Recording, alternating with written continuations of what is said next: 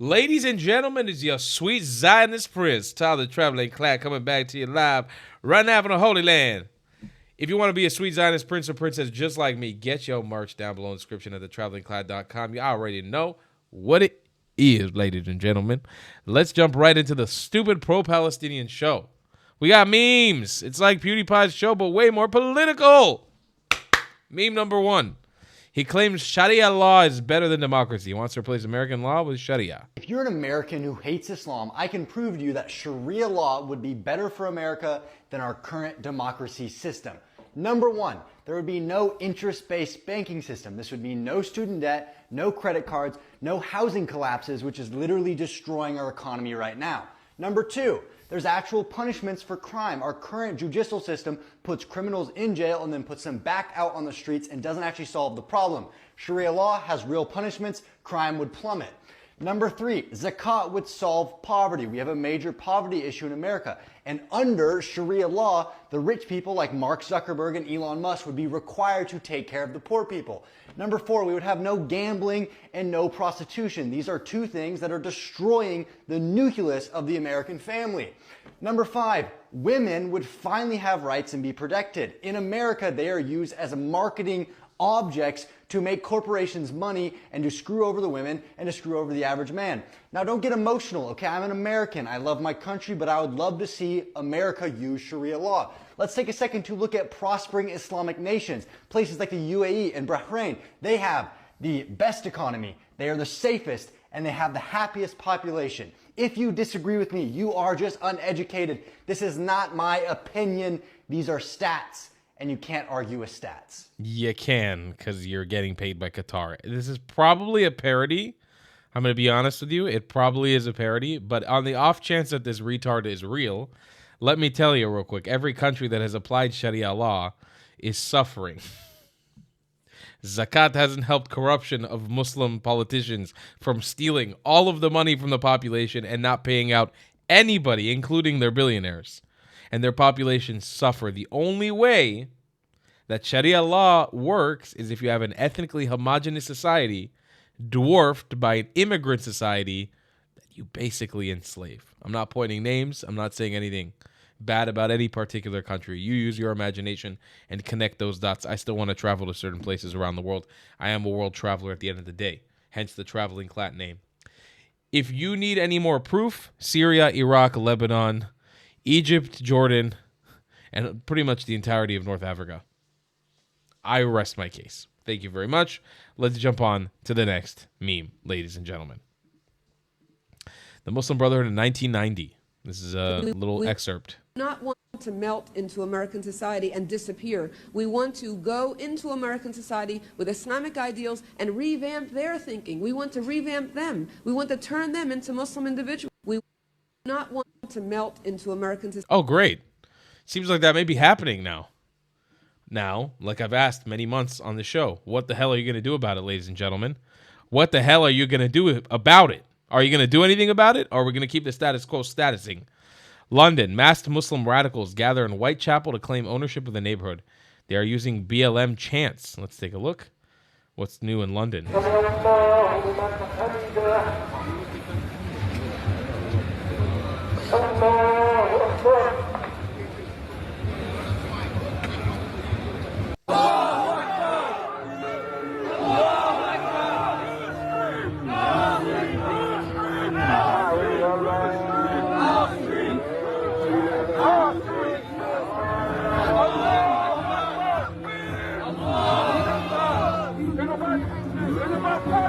It's not looking good, UK.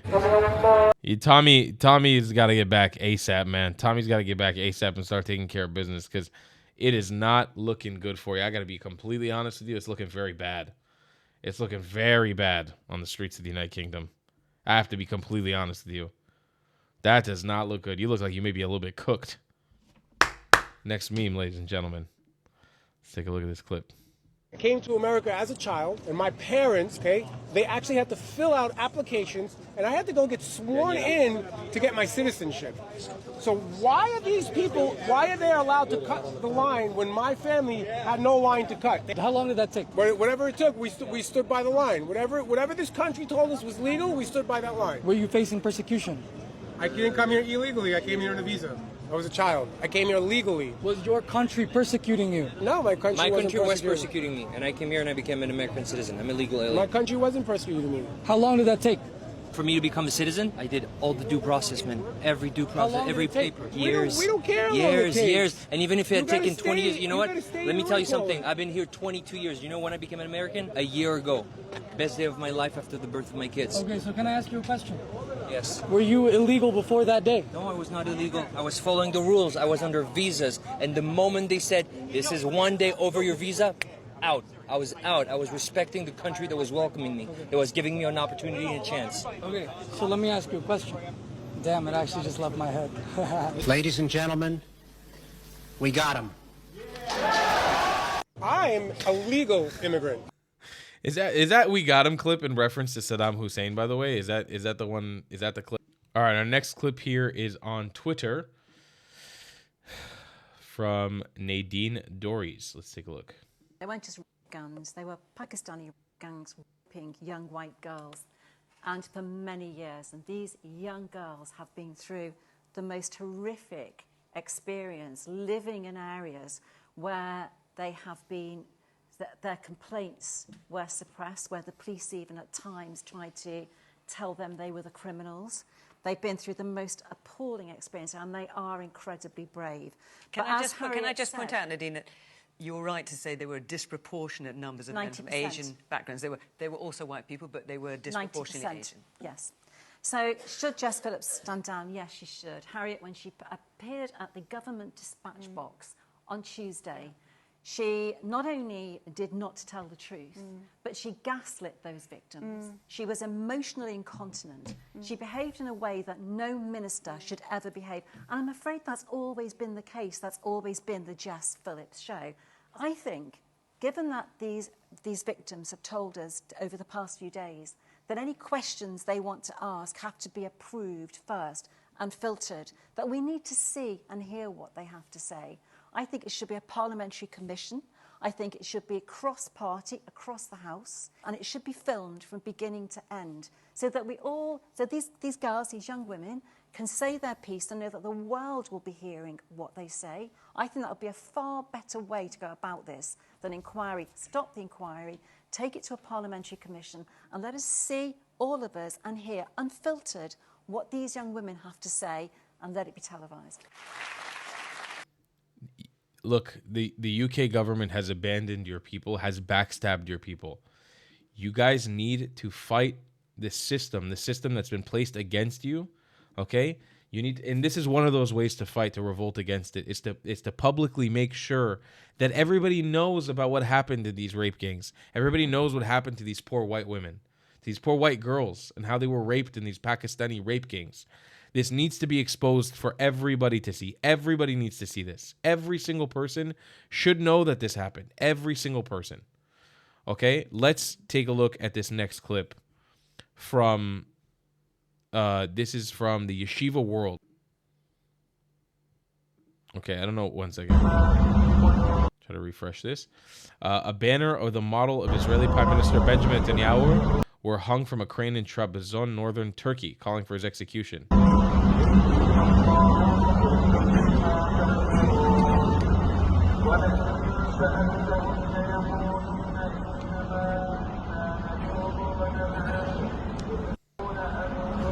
Okay, I mean, are any of us surprised from Turkey? No, I'm not surprised from Turkey. Not at all. Okay, next clip. None of us are surprised from Turkey. Not a great meme. Islamists followed home and harassed Sweden's Minister of Civil Defense.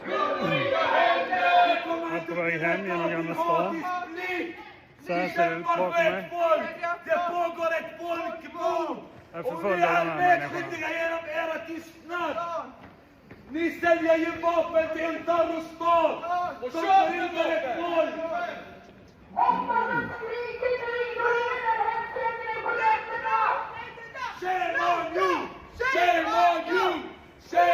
you! Shame on you! Shame on you! Shame on you! Shame on you! Shame on you! Shame on you! Shame on you! Shame on you! Shame on you! Shame on you! خليكم عاضرين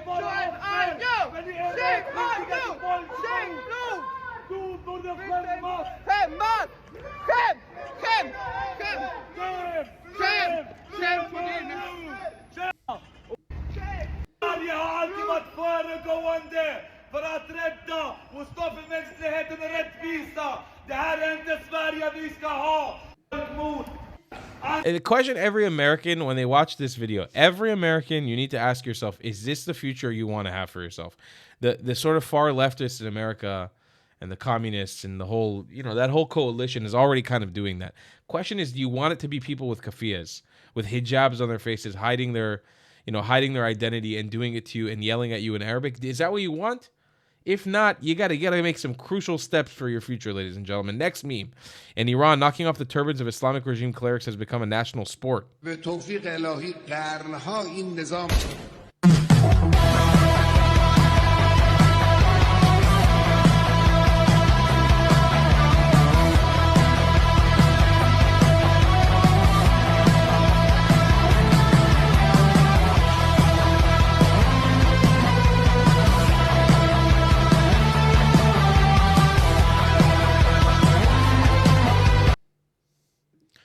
Realize maybe there's copyright there in the music. Now look, I don't know how you can tell they're exactly regime clerics. You know, I'm sure they have a way, so I'm not here to condemn anybody, God forbid. I'm not about going around to random Muslims and attacking them and harassing them and taking off their turbans. But if they actually are from the Islamic regime, God bless you, the people of Iran. Azizam, Gorbe Sabzi. I love you, Iran. Farsi. For real, man, I fucking love the Persians, bro. I love Iran. I'm in love with this country. I'm in love with their culture. It's been the biggest blessing in the world to learn that I have family from Iran, or I had family from Iran that I didn't know about my entire life, that I only recently discovered. But it's honestly, they are the strongest, most incredible people in the world, that they're fighting against this regime. And one day, inshallah, we will have peace. One day, very soon. How many British flags are there in Gaza? Let's take a look at this clip on Twitter. I'm going to keep that muted. Your dad's had enough. I don't know if this is copyrighted. Dad's going around just taking down Palestinian flags. Honest to God, man. I agree. And it's not about you shouldn't have the availability to hang up other flags of other countries. It's just the pro-Palestine movement. Y'all fucked it. Like, here's the thing. Y'all fucked it up for yourself. You're going to wonder why no one's going to tolerate you soon. The people are tired of you. They don't care about this cause. You think people give a fuck about Palestine? Arabs don't give a fuck about Palestine. You think they're going to believe you that random white people, disenfranchised white people in the West give a fuck about Palestine? Come on! Let's get real, baby. No one cares about Palestine. Palestinians don't care about Palestine. That's the honest truth. All right, let's take a look at this next clip. Kayla Wash, a dangerous, libtard American left-wing activist, urges murdering Israeli diplomats in the U.S. Like, we should be asking ourselves why there weren't 100 more Elias Rodriguez's, why there weren't 10 of us able to evacuate him and to take out more Zionist diplomats.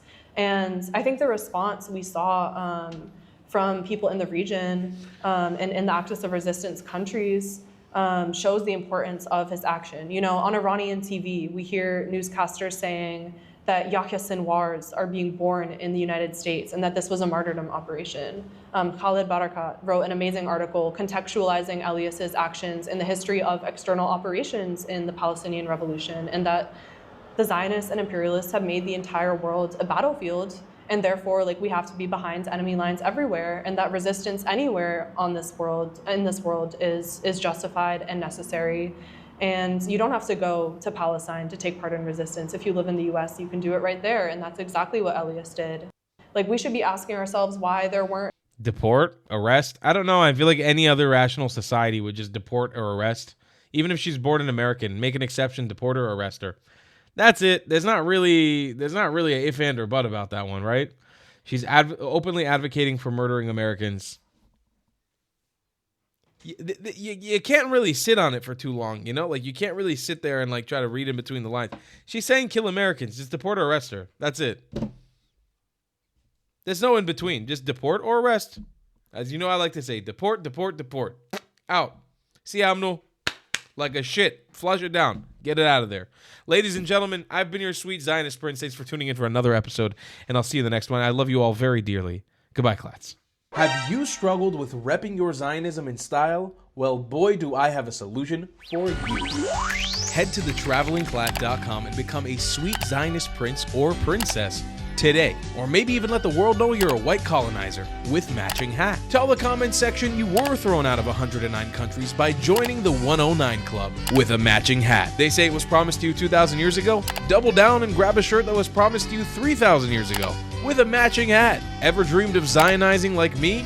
Do it with a matching hat, damn it! Show off your Iraqi pride by being someone's back daddy, or showing them you were made in Iraq with a matching hat. It's time to laugh in the face of those who attack us, wear their hate with pride, and you become untouchable. TheTravelingClad.com. We got mugs, stickers, shirts, hoodies, and so much more. Go grab yourself something nice, Habibis and Habibtis. You deserve it. If you don't want to buy any merchandise, the best way to support me is by donating on Buy Me a Coffee, my PayPal, or becoming a member on my Patreon. Your support is very much needed and very much appreciated. Thank you.